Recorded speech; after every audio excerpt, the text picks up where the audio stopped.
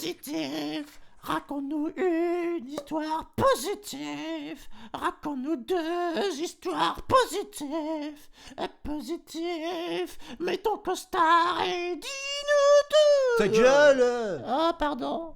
Maljour à toutes et à tous, j'espère que vous allez mal. 2024 fut une année assez longue, n'est-ce pas? Il s'en est passé des choses, j'ai moi-même eu du mal à tout suivre. Je vous propose donc une petite vidéo pour vous raconter au moins une partie de ce qui s'est passé dans la vie politique française. Asseyez-vous, mettez-vous mal à l'aise, ça va être diabolique. Donc, il était une fois la France en 2024. L'année fatidique signée du Grand Dragon, sous le règne de Jupiter, le chef cuistre, commence dès janvier par une démission, celle d'Élisabeth, la première ministre.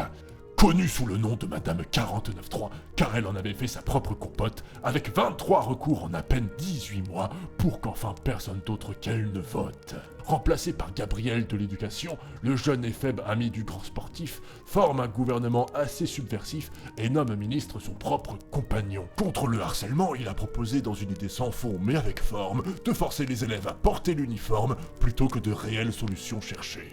Sa remplaçante, Miss Oudéa Castéra, à l'instar de son prédécesseur Pape Ndiaye, dans l'éducation privée ses enfants plaça, le public pas assez bien pour sa marmaille. Elle boude alors qu'elle est à cette place pour régler ses problèmes au lieu de râler, sans compter qu'elle mentit concernant son aîné, car sans devoir à Parcoursup participer, fut directement qualifiée pour Stanislas, une école, dira-t-on, homophobe et sexiste, coûtant à l'État plus d'1 million par année, qui put plus tard ses financements retrouvés, mais tout va bien car ça fait râler les wokistes. Passons à février où de grands barrages d'agriculteurs-agricultrices en rage bloquent le pays face à leur précarité. Le gouvernement semble avoir bien compris, et bien que les ruraux sont loin d'être ravis, on espère que ça ne va plus arriver.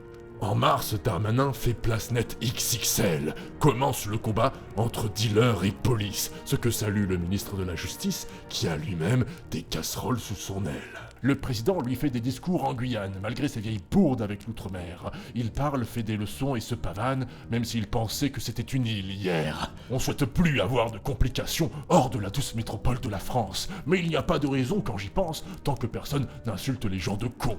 Avril fut marqué par une mobilisation, notamment des étudiants pro-Palestine, qui dans divers mouvements blocage et actions bloquèrent Sciences Po comme on bloque une bassine. Qu'on leur coupe les vivres, s'écria Pécresse. Ça n'a rien à faire là, confièrent d'autres étudiants. Certains diront qu'ils étaient bien insouciants face à une population en détresse. Dans toutes les bouches, un seul mot revenait. Si t'osais d'Israël les actions dénoncées, sans aucun doute, t'étais antisémite. Car tout le monde semblait vouloir oublier, tout en se présentant comme un bouclier, la différence entre un juif et un sioniste. En mai, ça continue, alors qu'à l'Assemblée, le député insoumis appelé Sébastien brandit dans l'hémicycle en un coup d'emblée un symbole osé, le drapeau palestinien. Pour un tel affront, il dut bien sûr être puni. Ce drapeau, s'il le voulait, pourrait nous mordre. Il aurait pu juste être rappelé à l'ordre s'il avait fait à la place un geste nazi. Le mois de juin fut vraiment très mouvementé. Non content des européennes élections, Manu eut un projet pour votre assemblée. Il s'agit simplement de sa dissolution. Déjà occupé par les révoltes kanak, le gouvernement se retrouve bien patraque. On pourrait dire que tout cela tombe à pic, mais en plus approchaient les grands Jeux Olympiques. En parlant de ça, nous voici donc en juillet. Certains préparent le changement imminent, d'autres font la course au bronze, à l'or, l'argent. En tout cas, la France sent qu'elle va bien douiller. Pour de nombreuses personnes, c'est un vrai casse-tête. Face au RN, Marine et Jordan Bardella, Gabriel Attal, qui malgré tout est bien là, la France insoumise a Lucie Casté. Ça fait des alliances, fratrie contre nature, de barrage en barrage pour que dure un statu quo naze plutôt qu'un monde d'après. En fin de mois, on révèle les résultats, et je peux dire que je ne m'y attendais pas, car la gauche semblait enfin l'avoir remporté. Bien que le RN ait obtenu bien plus de voix, et croyez-moi, ça m'avait laissé bien pantois, mais c'est une question de siège à signer. Convaincus que les choses allaient s'arranger, certains à gauche étaient heureux, voire euphoriques, voulant par décret faire passer leur politique, alors qu'en fait, rien n'allait réellement changer. En effet, le Manu décida autrement, en faisant poireauter l'ensemble de la nation, qui attendait toujours une nomination. Elle devra encore patienter longtemps. C'est en septembre que cette attente prit fin. Certains diront que la démocratie fut niée, car fut nommé Premier ministre Sir Barnier, alors qu'il n'était point de gauche, mais républicain. De son côté, LFI est dans le fossé. Bloqué malgré sa victoire législative, les tensions dans le gouvernement se ravivent, pendant que Marine se prépare à son procès. Car même si le RN est pas fan de l'Europe, leurs eurodéputés s'en sont mis plein les poches. 7 millions d'euros avant de voir que ça cloche. Marine et ses amis sont tous très interlopes. Le nouveau gouvernement, rempli de vieilles têtes, a un goût doux amer de familiarité. Ils ont simplement rembobiné la cassette.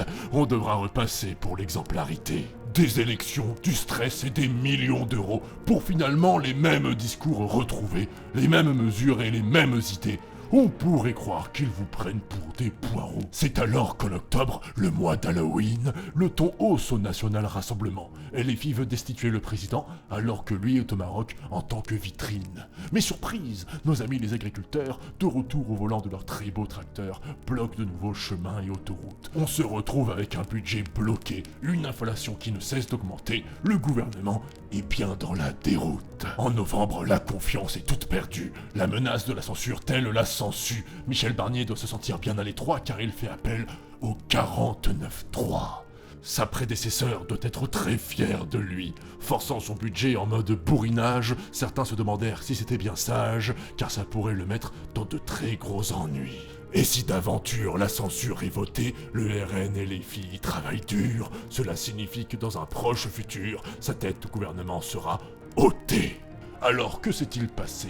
La motion votée avec plus de 300 votes, Barnier et sa clique retournent d'où ils viennent. Ainsi, pour le plus court mandat de la 5e, j'ai envie de lui dire « Allez, salut mon pote, ce n'est pas qu'on t'aimait pas, mon petit babard, mais on n'a vraiment pas aimé te voir venir. On préfère carrément, lorsque tu te barres, go à la retraite, nous on se prépare au pire. » Car mon petit doigt m'a laissé entendre dire que ces mésaventures ne sont pas terminées. Et en réalité, il faut bien convenir que dans tous les cas, elles ne le seront jamais. Je vois d'ici déjà de nouveaux convenir. Et Manu s'accroche comme une amygdale. Il aurait à lui seul refait la cathédrale. Décideur de tout, mais responsable de rien. Si vous le méritez pas, le diable le veut bien. Et j'espère toujours accomplir ma mission l'année prochaine pour que se transfigure un ciel plein de sombres mauvaises augures, car l'enfer est pavé de bonnes intentions.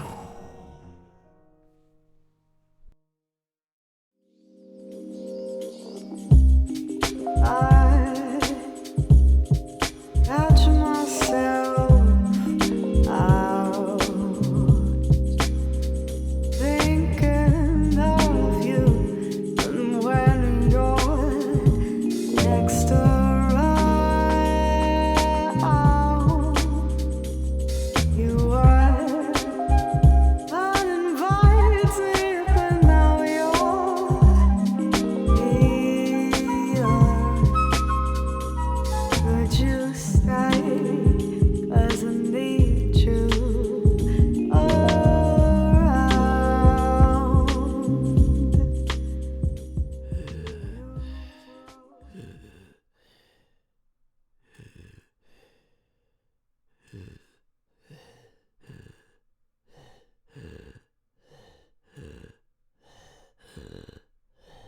Euh,